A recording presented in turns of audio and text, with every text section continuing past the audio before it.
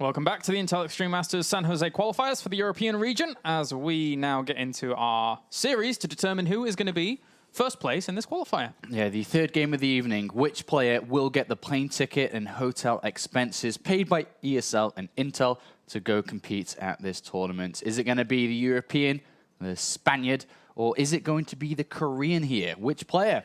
Well, I guess we'll decide after this best of 3. Yes, we shall. Deadwing's going to be our first map between First and VortiX. VortiX does look good so far. He said to me in chat that he seems to play better when he hasn't been practicing as much. So there you go. That's how VortiX wins, I guess. So let's jump into things for game at number 1, as we have Deadwing our map. First looking good, though, against Yoda. Really pulling out some strong games. Yep. And he is going to be spawning up to the top left-hand corner as our blue Protoss. It is First, representing TCM. And down to the bottom right-hand corner, cross positions here on Deadwing, representing Millennium, it is VortiX. Yeah, all I would be thinking that First would have said is, thank God I'm not playing versus Snoot and Swarm hosts, which he's lost many a game against. VortiX can definitely still play Swarm host, but it is not his most common choice of strategy. VortiX is, it can kind of play any style, but every style well, not one style better than the rest. VortiX usually is just very good at scouting, defending, and then kind of seeing how the game is going, depending on what to use. So I guess we'll see what he's going to use here, though. Deadwing, very easy to take 3, 4 bases. One problem that has been consistent is, well, it won't be for First, but VortiX is third, potentially, depending on where he takes it, can get exploited. If it's the one that is there, because of the low ground units, can get pretty annoying. But then if he wants to take the other one, he's got to start thinking about breaking the debris down fast. Otherwise, he's going to have a hard time getting the reinforcements around. So over here, yeah. We'll see. I wonder what style's going to be good here. I don't think like a Ling heavy style is that effective. That's the thing with Protoss on this map, is that they're kind of tucked away nicely on 3 or 4 bases here. So it's difficult to use like an Ultralist style. It's a little bit more difficult to use a Phoenix style. I don't know. We'll see what. First is very good, though, at playing long games. He's been tortured and tormented by Snoot for a long time, so... Yeah, he has. Even in a very similar position to this one. Uh-oh. Okay. Yeah. Well, we've seen this a few times. Yeah, I thought the Forge was just for a little bit of safety in case there was an early spawning pool, because he didn't know where he was, but... I was a little bit scared of the timing of the probe going out, so I was maybe anticipating something a bit cannon rushy, and First is already bringing that. Yep. Yeah, it's hatchery first here, makes sense. Yeah. And VortiX has got to think about a follow-up already. He's taken a single gas here inside his main base. His cannon will complete on the natural. He may try to, I mean, I don't think he's going to cancel his hatch at all. I think he try to build a spine there and try and keep going? Yeah, I think so. It's going to be very difficult because, I mean, the pylon range is already complete, though. I mean, he can't really get any closer pylons. Yeah. Or cannons, sorry, to the hatchery. So. And the cannon was so well timed there, just to finish just as that hatchery had finished up as well. And VortiX is like, I mean, First is like, well, you've kept the hatchery alive, so I'll build a couple extra cannons to make sure you die here. And the thing is that because there was the wall off at the top of the ramp, there is the other hatchery going down, and that's kind of vulnerable as well, depending on how much he uses to break out. I guess, very clever by VortiX, actually bringing Lings out from the natural to actually keep those around. So technically, this hatchery will be protected. Yeah, but he's going to be, you know, on two weird bases versus a Protoss on 2 bases as well. These 4 Lings shouldn't do anything here. There's a wall off and cannon being built on the other side of the map. What follow-up is VortiX going to do is just naturally fallen crazy far behind in this game. Just wonder what can he do. It's difficult to clean this up cost efficiently at the front of your main base, whilst really trying to poke at the front. Or something here. He's got to do something, right? He's taking another gas, so it's going to be a bit more tech heavy. Or I guess there we go. There's the layer. So like a Nidus Worm. Well, this Overlord is actually already moving into position over on this left-hand side, so maybe he can get it in the main somewhere. And he's because got it's Lings big. that can give him a Nidus Worm outside the natural or something. True. So I'd imagine probably Nidus Worm is the only really thing that makes sense now. I love watching First still being as harassing as ever with these 2 probes, trying to get some kills, but the Lings should push that. Still droning up towards the space here, though. I don't know what this layer is exactly going to be for. There's the Roach Warren. If he went Nidus with this Roach Warren, that could be very strong. Yes, it could be. There's never really that many units when you're going up against something like this kind of cannon rush. Yeah, but all you need to do is just add on a bunch of cannons on the natural and make sure you don't let a Nidus inside your main base. But can you deny it if it is going to be in the main base? This just Overlord. pull the probes, hopefully. Yeah. So you need a pylon, though. He needs, yeah, needs to see it. If that's what it is, though. And first goes in with his probe, actually. He's got to be worried. Down and is like, wait a minute. Yeah. He'll, after seeing that layer as quick as it is, he'll just take precautions everywhere, or should be doing at least. Yeah, where is the Nidus if he's going to use it? No, if he's even going to use it. I mean, he doesn't have to, of course. Just starts roach speed and... Well, he's not going roaches. to. He's just building roaches. I'm first actually opting for Stargate here, because he saw the Roach War and he knows his opponent's in a bit of a crippled economy position, so the only thing it would normally do, there's the Nidus. If he got a Void Ray out, it's like a great response. Yeah, Void Ray's game over. But he's got to identify what's going on. He's got a part inside his main base, so it's all about the natural. The main base is covered. You can pull probes fast enough here to stop that. Yeah. So it's just about making sure your natural doesn't die here. Could he sneak it in between here? Maybe? I don't know. It's really ambitious. It's really risky because units are always traversing between and forth. Yeah, but that's where he's going to go for it. Yeah, and the probe's going to see it here. If he puts it down. It's going to be... Oh, yeah. yes. Nice. So Mothership's out as well. Void Ray should be started. And Mothership will have a photon overcharge soon. Void Ray, or Oracle's out. Oracle's not as good here, but another cannon... Well, that's the cool thing, right? You know, because he's locking down his main base, all he has to worry about now is the front. But yeah, but he hasn't got a sentry or anything, and it's an Oracle, which isn't that good because Queens can be used in this too. Yeah. The probe actually sees the Nidus Swarm now on the other side of the map, so and he's heard it too. Start making a wall off properly. You cannot let these units just walk past. No, you cannot. That's a lot of roaches as well. One cannon for now isn't going to break them down that quickly. He hasn't put enough defense on his natural. Yeah, I'm really surprised. He could have done more, right? Just one cannon was never, one extra cannon was never really going to hold off that much against that. And now he's banking. The game's over. But he's banking all of his hopes on that Oracle really doing a lot. Kill the pylon, kill the Stargate. Yeah. This is a nice response here from VortiX. And there's 5 more roaches on the way. Oh. First. It's not the game we expected, sadly. The Oracle's going to try and get in there. There actually is a pylon in the main base of VortiX, but he just needs his queens to do the job at the back at home. He's got a Void Ray out now, but... Yeah, he's going to lose so many probes. That being said, some drones did die, and the Oracle is dead as well. So, it's just 2 very low economy players. I wonder if he can stabilize here. He's going to... Well, he's had to use the foot and overcharge in the main. The Void Ray will clean up a lot of this, but he's got to not lose probes. Yeah. There's more roaches about to walk in. It's 5 workers to 19. I don't think this is recoverable. He's going to lose every single one, so... Unfortunately, first, he doesn't even have... Oh, okay, he did have some money to make 2 more probes that are already on the way, but if he killed those off, there'd be no more money at all. Yeah, I mean... All you've got to do is defend the natural against this. Yeah. I don't really like the Oracle choice. It should have been straight Void Ray. Should have thought about maybe squeezing out a sentry, maybe making a full wall, and you can always kill it later. VortiX is now just 1 game away, funny enough, to actually making his first Intel Masters in 2 years, pretty much, or roughly around that time. So it's been a long time since we've seen him. Yeah, and not only that, he's going through this qualifier and defeating some of the favorites, basically, with Saxtory falling to him in the past one and first losing that first game. So VortiX 1 game away. Interesting. Yeah, this is, I mean, definitely first is going to be kicking himself to put himself in a position now where he needs to win 2 games in a row. VortiX is just now 1 game away from making sure he goes through in first place. And a couple of people were talking about it before.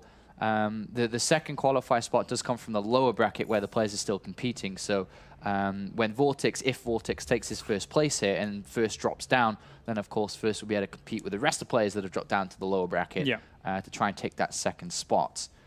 And Overgrowth is the next map here. First should not be, letting such easy things slip his way.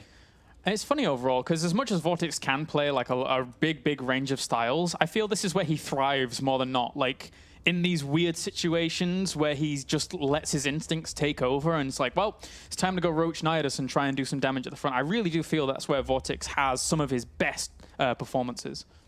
Yeah, VortiX is... I think VortiX's key strength as a player is probably choosing the right strategy at the right time. Yeah.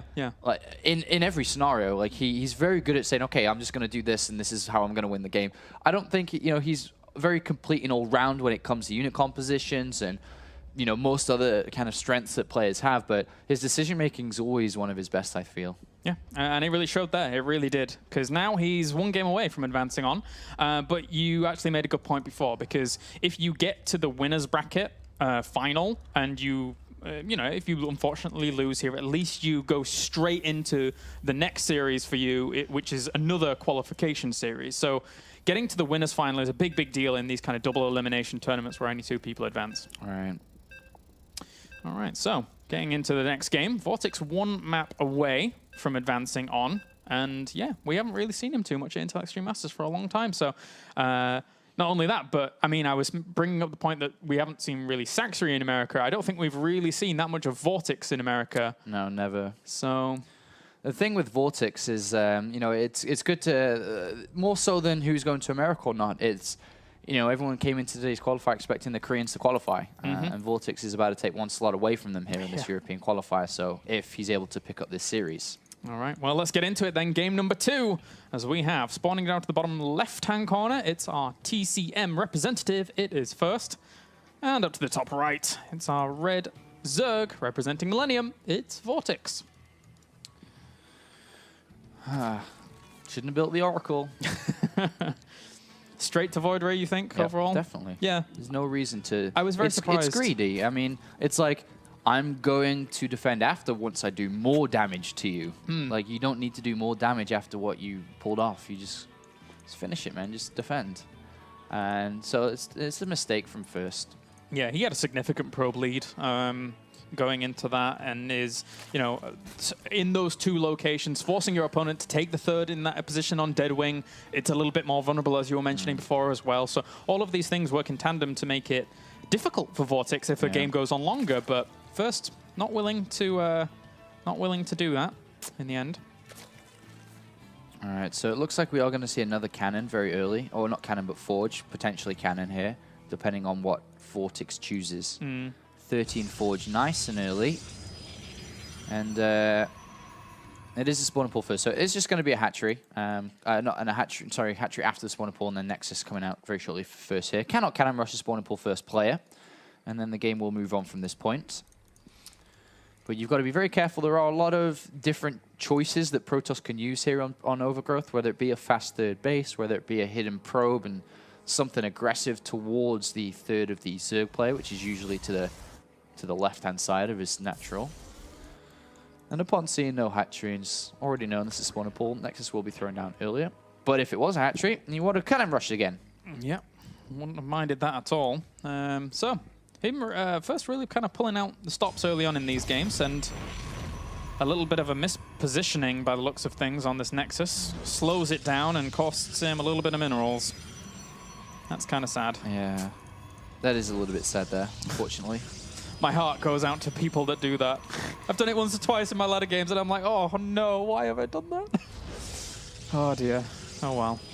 Just to remind a couple of other people as well, is funny enough, with the players left in this tournament, the last Intel Extreme Masters qualifier that we ran in Europe was won by First in first place, and Yoda in second place. And they're both up for the same roles today again. Of course, First here playing for that first place spot. If he's able to beat VortiX, would get 2 qualification spots in a run for the Intel Extreme Masters here, dominating in the European qualifiers.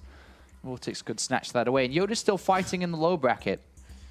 But he's got a hard road left to go with 4GG down there, who has Terran versus Terran versus Terran lined up for him in the lower bracket.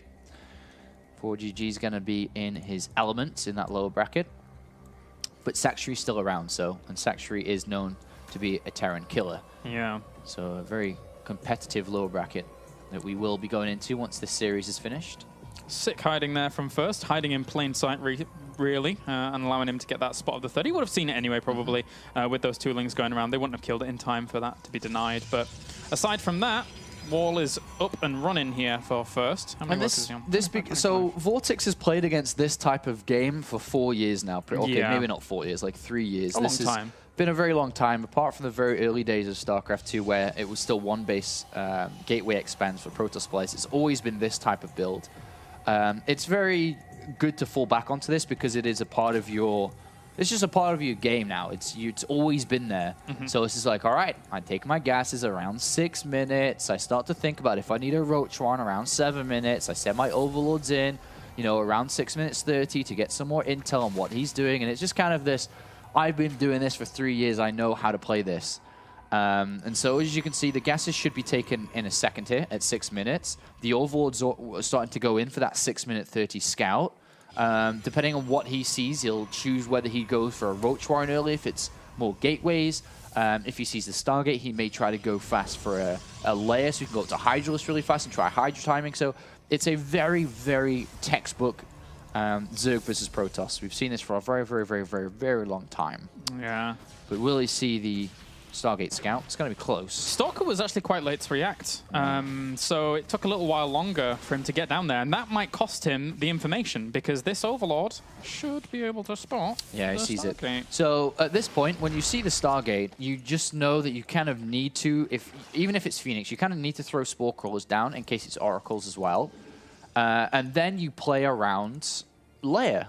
You don't really want to try a Roach Ling play, or any aggressive gateway, or not kind of layer unit play, hatchery unit play, Ling Roach, because you don't know when the third's going to go down. If he sits back defensively on 2 bases, you fall behind with your economy. So it's just drone, spore, and start the layer, and then usually play for like a higher timing or something. With 24 Lings, this is maybe because he saw the +1 attack and has lost map vision in case it's going to be like a Phoenix Zealot play. Yeah. With +1 attack, so he can control the game a bit more. Well, we'll see the Stalker out in the middle and be a little bit wary. Pushing that back, though, should be okay with all of these Lings he's got. Yeah, this is definitely VortiX, like, a little bit worried. That's a lot of Lings moving across, though. Maybe he's worried about a third going down behind this really quickly, so he's actually positioning himself to deny. But there's 4 gateways, robotics facility, there's... You're not going to get much done with these Lings. Yeah, and that's a lot of lava invested into Lings that aren't going to do much. Yeah, his drones definitely could have been higher. Yeah, he's at 57 right now, which isn't too bad, but it could have been quicker. Yeah. Yeah. But at this point, the robotic space is going to be next. First should take his time with his third base, does not need to rush it. Just get that +1, add in a couple of Zealots to your sentries, go take that third nice and safe, let the Phoenixes do the control of the game, get the harassment in. But if these sentries and Zealots got caught by these Lings, sayonara. All right, well, gets himself 1 Queen pickup at least. Should be able to kill that off with the 4 Stalkers, 4 Phoenix there. There's so many Lings. So many Lings just running around having laps. Yeah, they can't do it anymore, though. +1 attacks done on these Zealots. The third base can be taken. Yeah. All right. But he must not let Lings run into the main or natural, that's for sure. No, he's actually looking for this round anyway. Yeah, this won't work. If he can get on top of the sentries, that'd be nice, but it's not the most efficient position at all. He needs to get out of there. Yeah, but he can maybe cancel the third before he does. Ooh, that is better. Yeah, thanks to the speed, and we'll get the cancellation. Good start, considering these Lings had to do something, but he did lose a lot of them in the process. Interesting enough, double evolution Cherry infestation pit here. Yeah. Very interesting play. I wonder what he's going to do with this. If he goes down the Swarm Host route, I haven't seen VortiX play too many Swarm Host games. He's very aggressive with them. He doesn't sit back too often. Yeah. There's the 4th base on the way up to the top left-hand corner. 8 roaches, though. 8 roaches being added on says that he wants to kind of control any movement outs here by first, make sure he does not move out for an easy cancel on any bases or something. VortiX basically wants to knock first out in the same way that Snoot knocked him out in that one Intel Extreme Masters qualifier. Play a game out long. I don't think he will play the game that long, though. You think he just gets aggressive, as you mentioned before? VortiX isn't a kind of guy who creep spreads crazy and spore crawls everywhere like Snoot. Snoot has his own kind of swarm host style. VortiX is much more the type of aggressive swarm host player, if that even makes sense. No, it does. You just position them in more of a frontal location and continually siege up, trying to force your opponent to, unfortunately, be broken down. So first might have that happen, but at the same time, he just got 1 Colossus out, so that number will start rising and continually try and hold off those locusts if they do come along. Yeah, he'll need to add on a little bit more than what he's got currently. He doesn't know he's playing against swarm host yet. He will do soon, and he already has that warp prism on that right-hand side. Second robotics facility will be key, a fast 4th base. And the thing is with first, he's so well practiced against this style. I mean, he lost versus Snoot so many times now. Yeah. And he's played against him a lot in different tournaments. He knows how to play against Snoot. And this is not Snoot, this is VortiX. So he's going to have an easier time than he would do if he hadn't have played so many games against Snoot. And the thing is with the commitment to this many Swarm hosts is that if he does go out in an aggressive position, this Warp Prism is right on the right-hand side to start punishing, because how do you really reinforce the main, etc.? He still hasn't seen the Swarm. Okay, so he's starting to see them now with his hallucinate feats. I'm not sure if he did see them yet, because there's no second robotics facility. He kind of saw a glimpse of it. But he's seen the Hive, which kind of looks like maybe a Viper push out or something. Or that's why he's probably moving out himself. I'm pretty sure he didn't see a Swarm host yet. So he's moving out, but he's going to walk into a wall, which is Locusts, and he won't be able to break it, probably. Yeah, it's going to be difficult, unless for some reason VortiX gets out of position with these. But yeah, okay, now he sees the Locust, and I would probably continue on this left-hand side a little bit more, but then send the Warp Prism into the right. This is the perfect time. Yeah. Because in VortiX's shoes, he's like, oh god, this guy's attacking me. I've just got to be careful I don't die to anything here. But a fourth base should be established pretty fast. A second robotics facility should be added on, like a Colossus Stalker style, very active, creep denial, warp prism, harassment, into lots of economy. And first realizes now the style that VortiX is playing, so he's taking the fourth base down to the bottom right, or trying to at least, and he's going to send in warp prism, but it does die pretty fast because there were two Spore Crawlers there as opposed to one. He wasn't looking after that very, very smartly. Yeah. So that didn't work out very well. Not at all. So loses that. He is down in terms of supply at the moment, but by the looks of things, VortiX is actually playing the more defensive style of the Swarm host right now, which, do you think that he can continue to do this against First, who is well-versed against this now? Well, I don't. He's going to do it anyway. Whether he'll be successful or not is different. But, loses one Swarm host. That First has to be very... He's got to keep the creep back. You've got to keep the creep back. Don't let any free bases be taken. You've just got to be so active.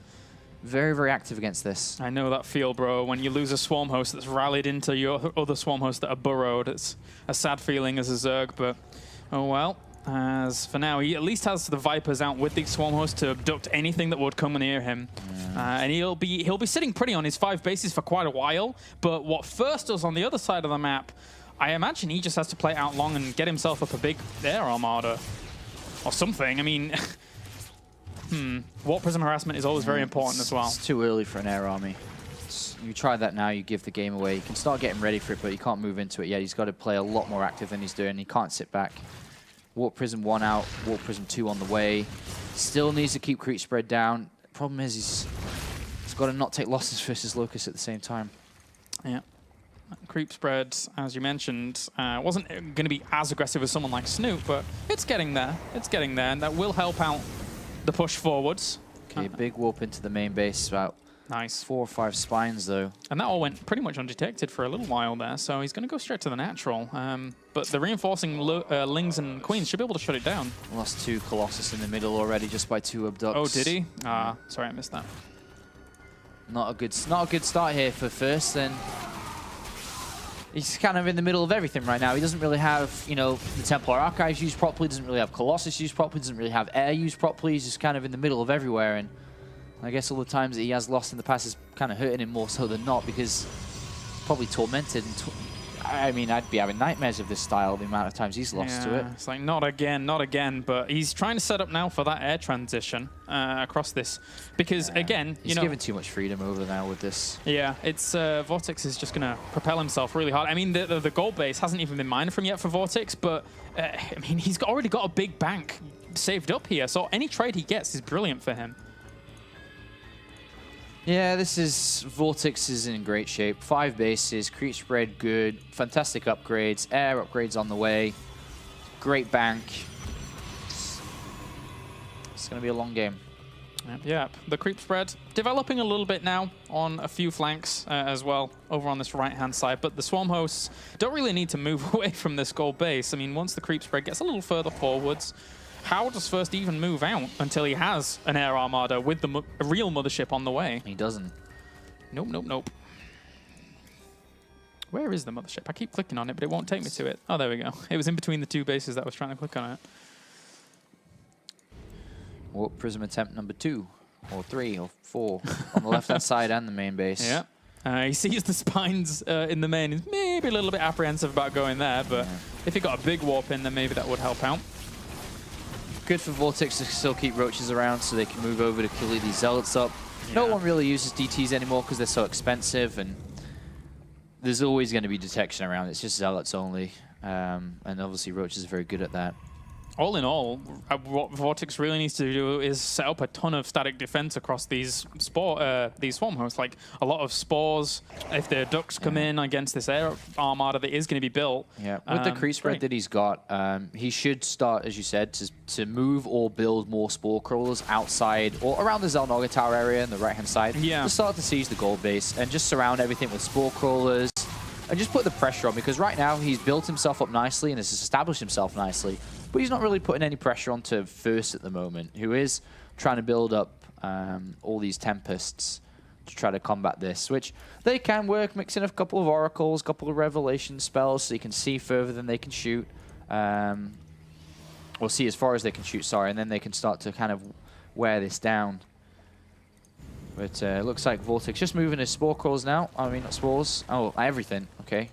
It's all on the move, man. It's ready. This right Xel'Naga Tower to siege this gold. Yeah, makes it very hard to establish those bases in the middle of a Protoss because they are so close. So close. The bad thing for First is he can have 4 bases at the back line of this map, but he's not taking his 5th anytime soon. This gold all the left-hand side. No. This will be sieged consistently for the rest of this game now. Definitely, and that denies him from building up a good bank. Although that being said, his bank is pretty much invested in an army which is going to compose of a lot of Tempests. So keeping those alive against the Abducts is so important, and the Mothership core, the actual Mothership even, helps a lot with that because of the invisibility up until the point where Overseers start running in. The problem is, for First, is because he's played kind of a 50-50 game all game long, and he's going to save that Nexus just, is that what we're going to see is a siege onto the gold, and we're going to see a lot of money spent to keep this gold alive, but then in a click of an instant, we can just see 1,000 Corruptors being built, which destroys absolutely everything that First has. You know, he can abduct the Mothership, get rid of that, get rid of detection, and just fly in, spread out the Corruptors against any splash damage. There's only a couple of storms in the mix. Say about 6 to 8 storms, but you spread out, you dodge them, and then there's only 3 Void Rays. So, and you can trade because you've got so much money. Good focus fire there in the end as he brings down a few of those Vipers coming in and moving into the fray. And he is technically saving this Nexus. I mean, the Colossi are doing a good job at actually denying the Locust, but at the same time, he has to be careful because everything going on the left-hand side. What's he doing with these Stalkers? Oh, okay, he's trying to pick up some creep tumors, but... Yeah, the creep is unbelievable now. This is... he's in check. He's not checkmate yet, but he's in check. And VortiX is going to look to try and grab the Mothership core out of this if he can grab a couple of pulls. Yeah. Obviously, that's very, very good. Mort Prism's going to try and head in again, but there's still just Spine Crawlers set up everywhere to deal with that. Oh boy. First is in a pickle. VortiX in prime position now to take that first plane ticket to California. Yeah, playing it out patiently, playing out strong. This is very, very difficult style to deal with here for First, who right now is going to be facing off against a 10,000, 6,000, 7,000 bank from VortiX. Difficult to really kind of deal with. Oh, he loses his high tempo at the front there. Oh. He lost 3 of them. 3 or 4 of them. And it's just those small trades alone that really make the difference. I mean, it's VortiX has lost like 700 resources in the past 5, 6, 7 minutes, whereas First has lost around, I don't know. Yeah, and the problem is that obviously First is always building stuff, but kind of VortiX isn't. And there's no way that he's going to keep his income high. The natural's almost finished. The 3rd and 4th base are not that far away from finishing either. Gonna walk forwards here for a second. Still a lot of this is cloaked up, so it's difficult to really get to. The Overseers play a big part, but they get then in range, and it's difficult to deal with. How did these Roaches get it? Did they just walk in? Yeah. I haven't been as observant on the minimap as I should have been, but there you go. I'm not a pro observer like Funker, just an observer. And it's just, he's losing so much. I mean, he's lost about 5 cannons already. 1,500 minerals gone. That's, you know, an entire mineral patch gone on just cannons, which he doesn't really have that many mineral patches left. He's losing a bunch of stuff in the main base. Nexus is going to die, maybe.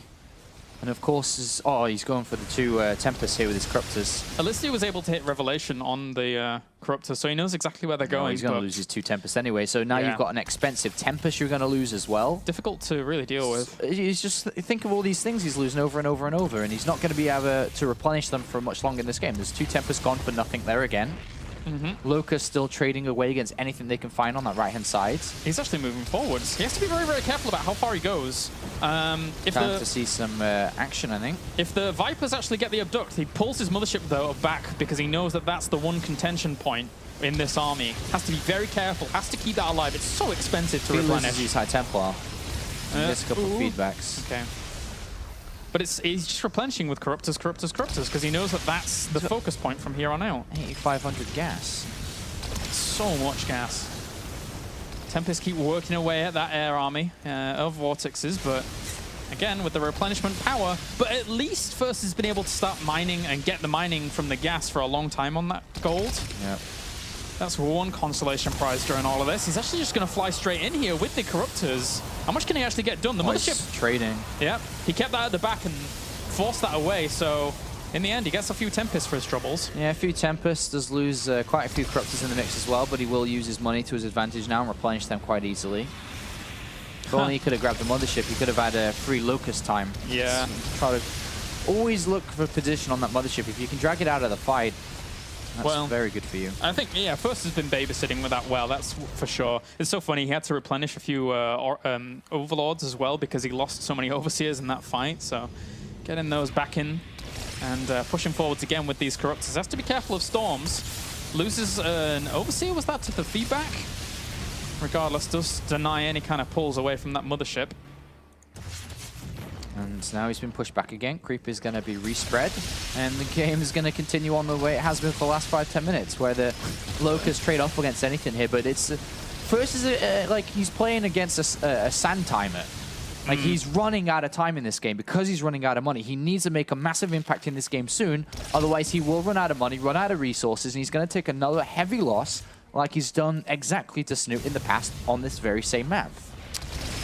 And I was a little bit worried that the lower bracket wouldn't catch up to where we were, but VortiX, with his good graces, seems to be okay with the idea of that happening, because this can still take a while. First can still stall out, but he is running out of gas, as you mentioned, and that becomes a real limiting factor. Whew. Oracle playing with death there. Gets the revelation in the end. Does see the entirety of those Corruptors, but that only really spells his demise in the end. It's almost 10,000 gas banked up here for VortiX. Yeah. A Mutalist switch, you know, anything. Yeah. I mean, I guess not anything, but any kind of Mutalist Corruptor composition doesn't matter. You've got so many options here. He's added on more spores to defend his right-hand side, I think, of case any run bys. I mean, if he can grab the mothership core, that is a big win. Yeah. But it is very good from First to keep it alive. I mean, First is kind of constrained to the point where he was even a little bit long distance mining from this bottom left, this base down to the bottom left here. He is gonna feel it very soon. He's gonna be starved out. But how many temp is 16 now? A very good number. Very good high amount. But it's not 16 Tempers versus the Corruptors, it's the 16 Tempers versus the money. Mothership doesn't really want to be losing this. Yeah, that's very good for VortiX. Gets the focus down, has to replenish that again, and how many Corruptors? He didn't really lose that many Corruptors during that engagement, so that is a really nice trade. I think 11, right? Because he has to rebuild 12. Did he? Well, okay. That's kind of a few, but relative to the bank, it's not too bad. It's nothing compared to the bank. Yeah. But the Locusts have got free reigns underneath everything now. And the Corruptors are just trading again. Well, you know, Corruptors are good against massive units. These are some big units here. Oh, they're big uns, and they're falling down just replenishing as well. it, and look at the bank difference. 700 gas now to 8,000. Yeah. He took down a big chunk of those He was Tempests. on 16, now he's just on 8, so he took down half of them. He's getting the mothership back in, but again, that's a huge chunk of change that you've got to invest into that. And it's technically in quite a vulnerable location, so if he saw that, he could try and drag it out. Yeah. Second base and first base now have completely mined out of minerals and gas. The third is very shortly going to be mined out as well, so then we're only going to be working on these two mining bases, the gold in this bottom right-hand side one. And you can start to see, it's just, this is why the Swarmos games are so slow, because Zerg's like, okay, well, I'm going to win eventually. Like, you can sit there for as long as you like. Yeah, I don't really care. I'm going to win eventually. I just have a lot of money, guys. He's going to go in. Oh, no. Okay, pulls back. The storms do prevent him from doing much more there, but I still think that it was, you know, forced by the fact that this mothership is still not there, so he was looking for an opportunity. Yeah, just got to respread the creep a little bit, I think. It's yeah, disappeared a little bit at the front, but he's got it going on the right-hand side. Tries to keep going down there, but there we go. The mothership is now in full force, so should be able to cloak up some of these cannons to maybe save them later on. Yeah, and again, if VortiX is able to pick up the mothership core, then we're going to have another big round of damage from VortiX, because once the cloaking is gone, everything underneath dies. Tempest do not have enough fire output to be able to deal with the Locust numbers. First is just kind of scrambling and reeling to keep on inside there. I mean, of course, he has got his Tempest number back up, and yeah, that is going to stall out for even longer, but how much longer? The gas is waning. Third base is depleted now completely. Next is on the fourth base, which has now got 450 gas each on the assimilator. So that one is going to run out very shortly as well. So, as you can see.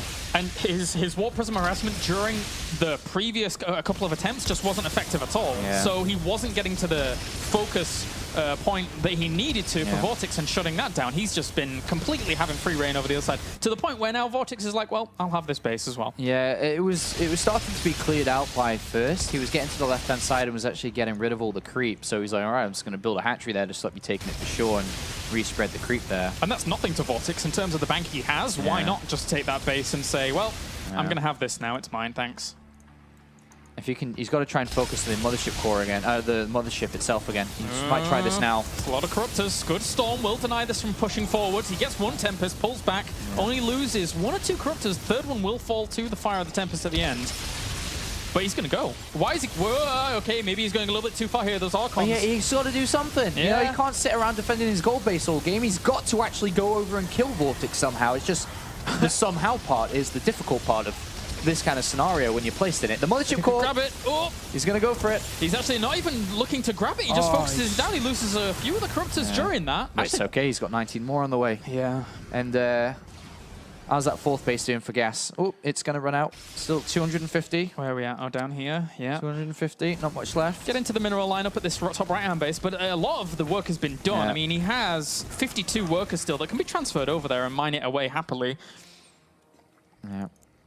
Not good news here. Versus, I mean, he's doing good defending this high ground, I guess, but he's got to move out. He has to kill his money. He's going to run out of money, and then he's just going to have minerals left. And what is he going to do? Zealot only to kill the Locusts and everything else? No. Yeah. So he needs to be active. He's starting to get some damage done now, but VortiX is remaxed again on Corruptors. He's going to just wait for these to heal up, I'd imagine, and then go again. If not, go sooner. And here he's going for the mothership core. That's gone instantly. Oh, damn. And now the Locusts get another round. Yeah. Where they can get in and out and start doing damage to the Colossus and the Templar. And look at her at the front.